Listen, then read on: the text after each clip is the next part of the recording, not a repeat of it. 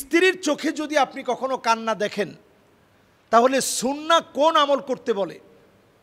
আপনি দেখতেছেন যে স্ত্রীর চোখ দিয়ে টপ টপ করে পানি পড়ছে, সুন্নাহ বলে নবীজি সাল্লাল্লাহু আলাইহি সাল্লাম তখন এই দুইটা আঙ্গুল দিয়ে, এই যে আমরা এখন যে দুইটা আঙ্গুল দেখাচ্ছি, আরবিতে এটার একটা নাম আছে, এটার নাম হচ্ছে, এটার নাম আরবিতে সাব্বাবা, এটা উস্তা, এটা বিনসার, এটা খিনসার, এটা ইবহাম।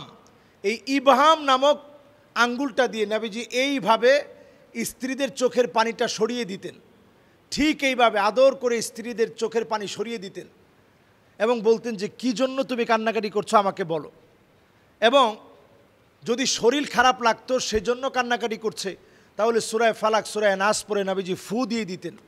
আমরা এই ছোট্ট আমলটি করে নবীজির আরেকটি সুন্নাহ আমরা আমাদের জীবনে আমল হিসাবে আমরা করে আমাদের সংসারকে সুখের করতে পারি।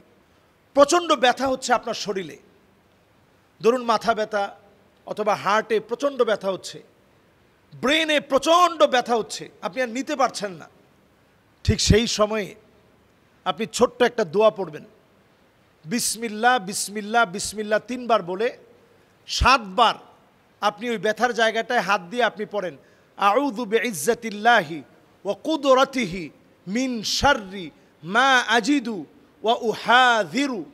এই দোয়াটা আপনি মাত্র 7 বার পড়বেন, প্রতিনিয়ত আমল করবেন, দেখবেন অবশ্যই আল্লাহ তাআলা সুস্থ করবেন।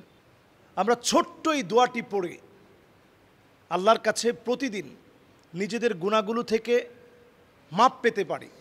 পোশাক পরার সময় আপনি নতুন একটা জামা পরছেন অথবা ইস্ত্রি করা নতুন যে কোনো একটা পোশাক পরছেন, আপনি পরে নেন আলহামদুলিল্লাহিল্লাযী কাসানি হাযা থাওবা ওয়া রাযাকানিহি মিন গায়রি হাওলিন মিন্নি ওয়ালা কুওয়াহ।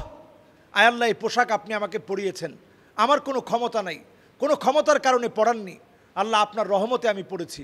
যদি ছোট্ট দোয়াটি আপনি পড়েন, আল্লাহ তাআলা এর দ্বারা ফেরেশতাদেরকে বলবে যাও আমি তার গুনাহ খাতা মাফ করে দিলাম। আমরা খাবার খাওয়ার পরে ছোট্ট একটা দোয়া পড়ার মধ্য দিয়ে নিজেদের সমস্ত গুনাহ থেকে মাপ পেতে পারি। হতে পারে এই দোয়াটা আমাদের অনেক গুনাহের ক্ষেত্রে তাওবা।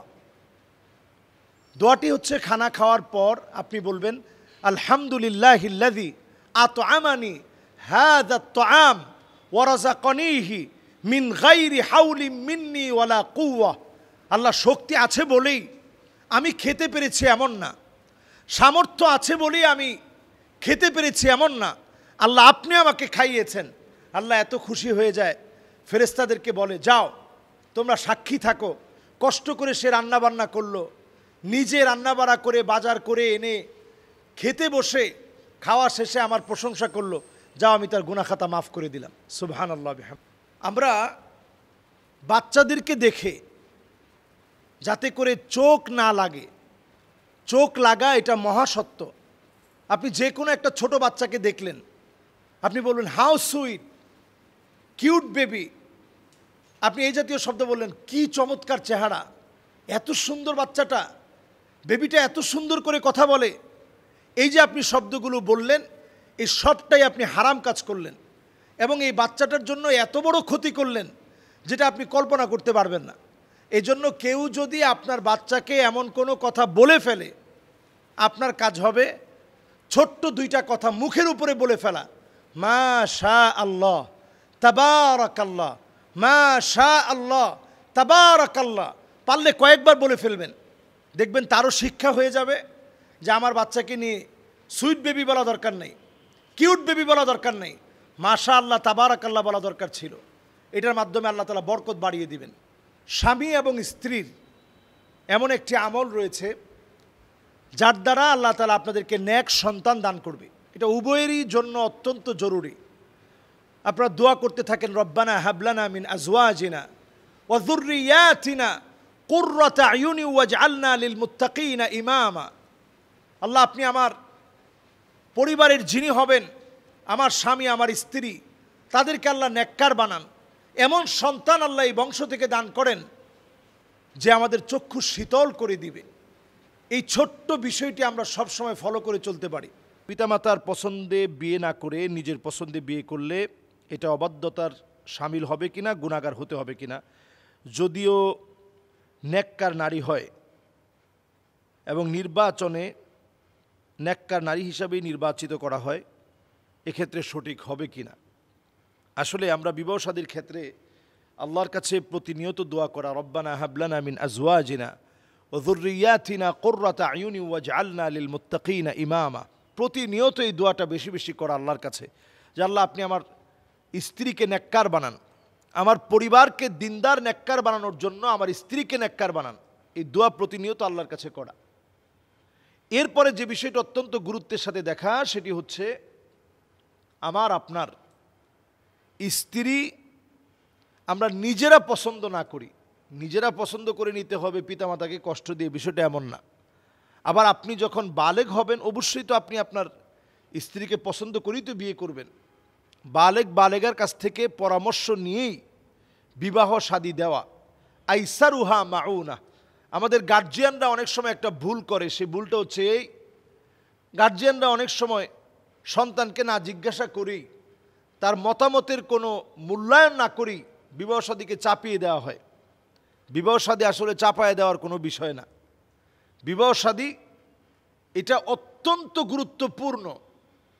নবী সাল্লাল্লাহু আলাইহি সাল্লামের এত দামি সুন্নত এটি, এই জায়গায় যদি কেউ ফিট হয় আল্লাহ তাআলা জীবনের বড় বরকত আল্লাহ তাআলা আপনাকে দিলেন। হাদিসের মধ্যে আসছে নবী করিম সাল্লাল্লাহু আলাইহি ওয়াসাল্লাম ইরশাদ করেছেন, সাআদাতুদ দুনিয়া আরবাআহ, দুনিয়া চার জিনিসের নাম, যে চারটা জিনিস আপনি দুনিয়ার জীবনে পেলে সব পেলেন। এর মধ্যে এক নাম্বার বিষয়, দুনিয়ার জীবনের এক নাম্বার বিষয় হচ্ছে, দুনিয়ার জীবনে যদি আপনি এক নাম্বারে যদি দুনিয়ার জীবনে একটা সুন্দর বাড়ি পান, যেটাকে হাদিসের মধ্যে বলা হয়েছে বাইতুন ওয়াসিআ, বড় সড় একটা বাড়ি পেলেন, তাহলে জীবনে অনেক কিছু আপনি পেলেন। দুই নাম্বারে যদি আপনি মারকাবুল হানি, সুন্দর বাড়ির পরে একটা গাড়ি আল্লাহ তাআলা দিল, যানবাহন আল্লাহ তাআলা দান করলো, দুনিয়ার জীবনে অনেক বড় কিছু আপনি পেলেন। তিন নাম্বারে যদি আপনি দুনিয়ার জীবনে আপনি যদি ইমরাআতুন সালেহা, নেককার একজন স্ত্রী যদি আপনি পান, আপনি অনেক বড় কিছু পেলেন। নেককার একজন স্ত্রী যদি আপনি পান, অনেক বড় কিছু আপনি পেয়ে গেলেন। এরপরে চতুর্থ নাম্বারে আপনার প্রতিবেশী যদি নেককার দিনদার হয়, অনেক বড় কিছু আপনি পেলেন। এই চারটা বিষয় যে লোকটা পেল, পুরো দুনিয়া সেই লোকটা পেয়ে গেল। সুবহানাল্লাহ বিহামদি। দুনিয়ার জীবনে এই চারটা বিষয় পেলেন মানে গোটা দুনিয়া আপনি পেলেন। সাআদাতুদ দুনিয়া, দুনিয়ার পুরা সফলতা পেলেন। এখন দুনিয়ার ভিতরে আপনি সব পেলেন, স্ত্রী নেককার না, আপনি দুনিয়াতে কিছুই পান নাই। আপনি দুনিয়ার জীবনে সব পেলেন, আপনার প্রতিবেশী ভালো না, আপনি ভালো থাকতে পারবেন না, আপনি বিভিন্নভাবে ক্ষতির মধ্যে পড়বেন, আপনার ক্ষতি করবে, নানাভাবে আপনার ক্ষতি সাধন করবে, নানাভাবে আপনার ভিতরে, আপনার বাহিরে, আপনার পিছনে, সব জায়গায় আপনার পিছনে লেগে থাকবে। এই জন্য নবী আলাইহিস সালাতু ওয়াস সালাম আমাদেরকে সতর্ক করছেন যে প্রতিবেশীটাও তোমার নেককার হওয়া। এই জন্য যে প্রশ্ন করেছেন, নিজের স্ত্রী যদি নেককার না হয় আপনি জীবনে কিছুই পান নাই। একটি হাদিস আমি সবাইকে স্মরণে রাখতে বলবো, যারা গার্জিয়ান তারা তো স্মরণে রাখবেনই। সন্তান যারা বিবাহের বয়স পার করছে, নবী আলাইহিস সালাতু ওয়াস সালাম বলছেন, আইয়ুমা ইমরাআতিন নাকাহাত নাফসাহা বিগাইরি ইযনি ওয়ালিহা ফানিকাহুহা বাতিলুন ওয়া বাতিলুন ওয়া বাতিল। কেউ যদি নিজের গার্জিয়ানের কথা বাদ দিয়ে যদি বিবাহ শাদী করে, এই বিবাহটা বাতিল বাতিল বাতিল। তিনবার নবীজি বললেন। এই বাতিল বলার অর্থ কি? বাতিল বলার অর্থ হচ্ছে ওই বিবাহটা বরকতপূর্ণ না, ওই বিবাহটা বরকত শূন্য, ওই বিবাহটা বরকত শূন্য। এই জন্য আমরা দেখি অনেক প্রেম করে ভালোবাসার টানে বিভিন্ন জায়গা থেকে ছুটে এসে, অনেক সময় লাইভ করে, অনেক সময় বিভিন্নভাবে একেবারে ওই সন্তানের বাড়িতে এসে নানা রকমের প্রহসন করে, এমনকি খানাদানা ছেড়ে দিয়ে অনশন ধর্মঘট লাগায়া এরপরে বিয়ে করে, কিছুদিন পরে সেই বিবাহ টিকে না। এর কারণ কি? এর কারণ হচ্ছে নবী আলাইহিস সালাতু ওয়াস সালামের হাদিস, ওই বিবাহ বরকতপূর্ণ হতে পারে না যেই বিবাহের ভিতরে গার্জিয়ানের কোনো অনুমতি থাকে না। এজন্য গার্জিয়ানের অনুমতি নিয়ে বিয়ে করতে হবে।